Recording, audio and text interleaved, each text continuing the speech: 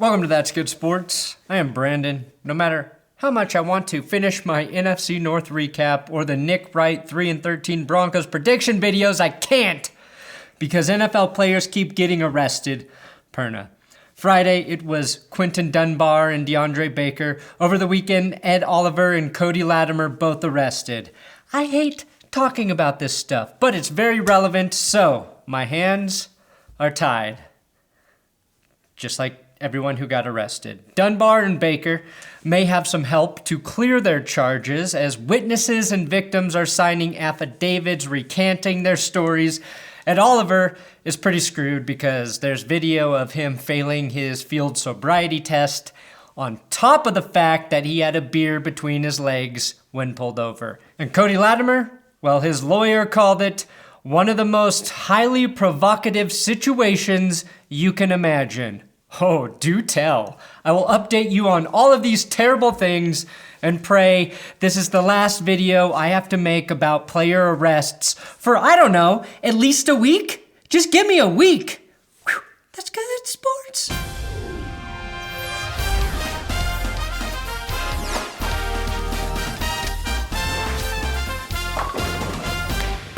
Please subscribe to this YouTube channel for continued NFL updates, no matter how crappy they are. And the Patreon Zoom meeting for all $5 patrons and above will be Thursday, May 21st, this Thursday, 6:30 Mountain Time. There's an announcement on Patreon. All the info you need is there. And I do have big dick Patreon shoutouts for Kim. Yohyun is an absolute goddess, and I am not ashamed to say I'm her loyal peasant.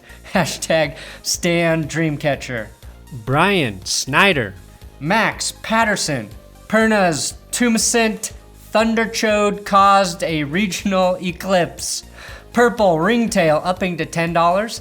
King Boxer Beast 101. Michael DeVault and Roland Canchola. Thank you guys so much for your donations. Patreon.com/ThatsGoodSports. That's how you support this channel. And again, Thursday, for all $5 patrons, we are hosting a Zoom meeting. A Zoom, where you and I and Will and you and I and Will talk. That's what it is.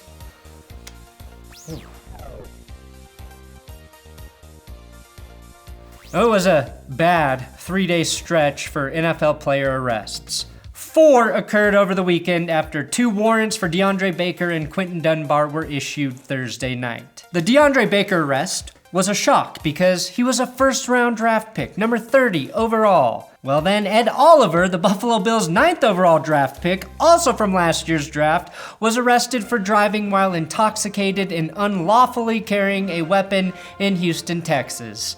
Which seems pretty hypocritical for the state of Texas to brag about how gun-friendly they are and then slap a professional athlete with a misdemeanor weapons charge. Had the Bills defeated the Texans in the playoffs, I would understand this arrest a little bit more as a revenge move. Oliver was pulled over on Highway 242 and had an open beer between his legs, and then failed a field sobriety test, all while wearing his Bills team shirt. A good sign you're drunk is when you think your inner thighs are a better placeholder for a beer than a cup holder. The reason Oliver was pulled over, though, was because another driver reported his shitty driving to 911. You have to be driving like a real asshole for another driver in Texas to be so concerned that they call 911. The caller said, "There's a man driving a Ford Super Duty, hauling a dune buggy, and he's swerving all over the place. Based on his terrible decision-making skills, buying a Ford, and not being able to stay in his own lane, I think this could be Bill O'Brien, so please send the highway patrol immediately. Concerned driver." I bet Texans fans wish Bill O'Brien was in jail, but I'd say erratic driving more represents Josh Allen's play in the postseason.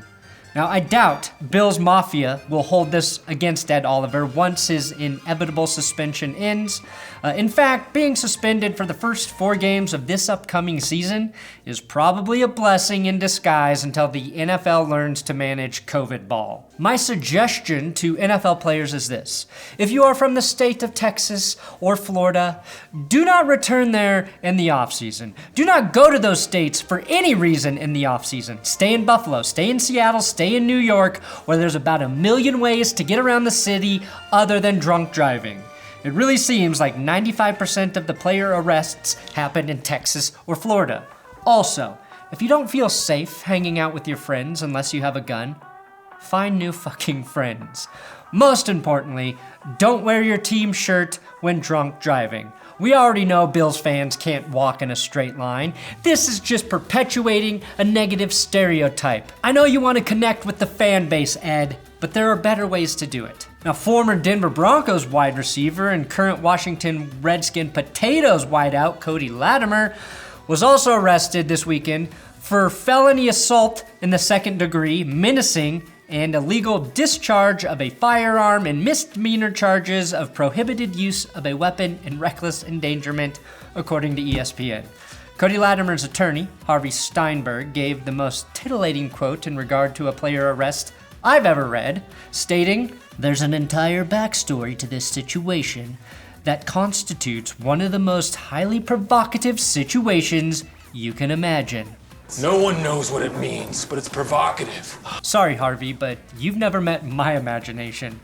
And after the Earl Thomas situation, you don't even want to try and provocatively imagine what I am imagining happened. It involves a drug mule, a regular mule, excessive drinking of Moscow mules, and lots of sex. So whatever yarn you have about Cody will be a disappointment. Which it was after Mike Kliss reported this. Cody Latimer got into an argument over a poker game. After the game ended and everyone left, Cody came back with the gun and fired the gun into the air like Yosemite Sam. In addition to that, at some point, Cody punched or hit his friend, which required some medical attention. To summarize, police responded to an incident at Roderick English's apartment. English is supposedly Cody Latimer's best friend who organized a poker game on Cody's request. After an argument occurred, English kicked everyone out of the apartment.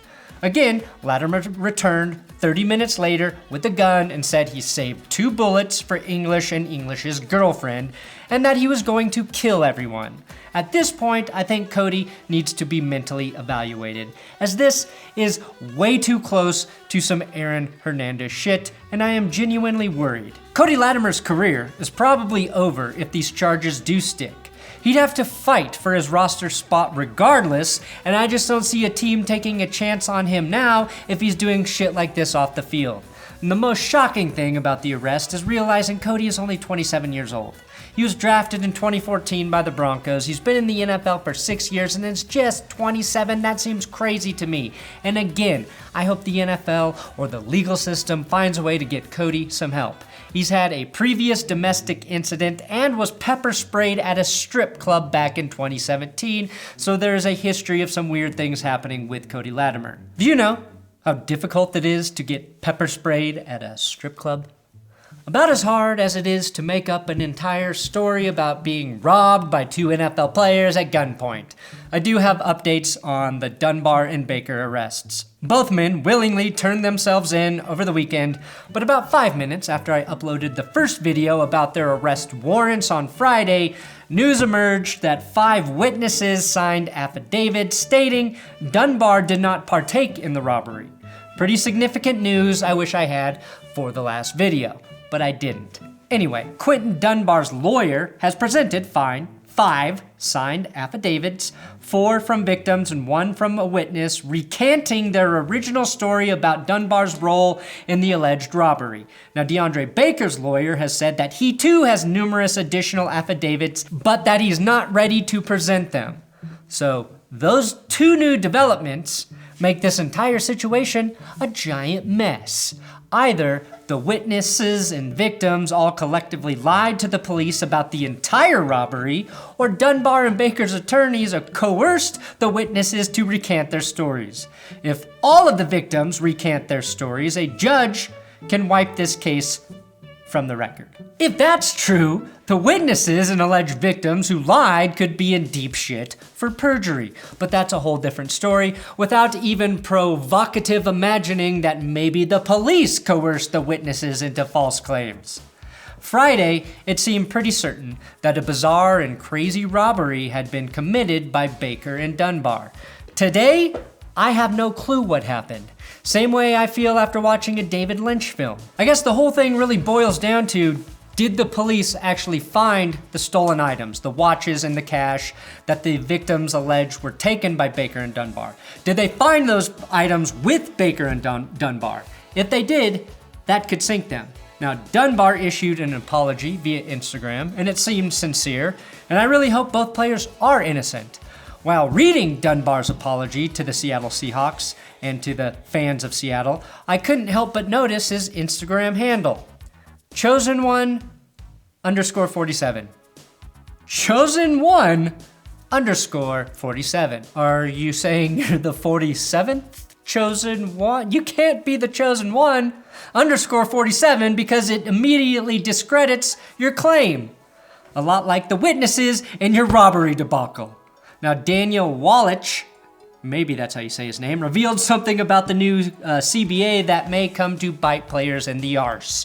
I don't know what really happened with Baker and Dunbar, but even if all charges are dropped, they could still be suspended by the NFL under Article 46 of the CBA to meet the NFL's credible evidence guidelines, to support their favorite suspendable clause, conduct detrimental to the league. The credible evidence standard may become a phrase you hear a little too often. It basically means the NFL does not need proof to suspend a player, just credible evidence they determine supports conduct detrimental to the league. Now, Daniel Wallach warned us about this with his Athletic article back in March.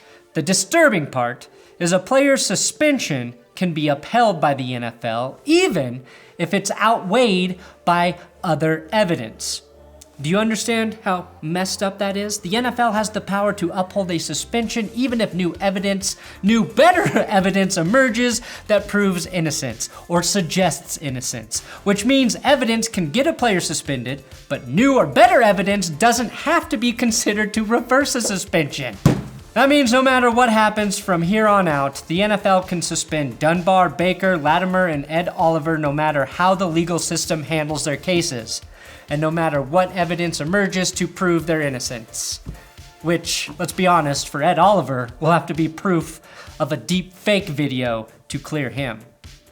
But no matter what happens with the other guys, they are probably screwed by the NFL. Thanks for watching another episode of That's Bad Sports News. I'll be back tomorrow or Wednesday with the Nick Wright episode. And then I will finish the NFC North recaps, I swear. I'll get to it.